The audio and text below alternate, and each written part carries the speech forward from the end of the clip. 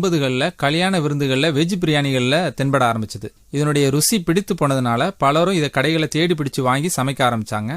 Veg biryani செய்யும் போது beans, carrot, பட்டாணி இது கூடவே இந்த மீல் மேக்கரும் கண்டிப்பா இருக்கும். புரதச்சத்து குறைவா இருக்கிறவங்களுக்கு சோயா ஒரு நல்ல மருந்துன்னு சொல்லலாம்.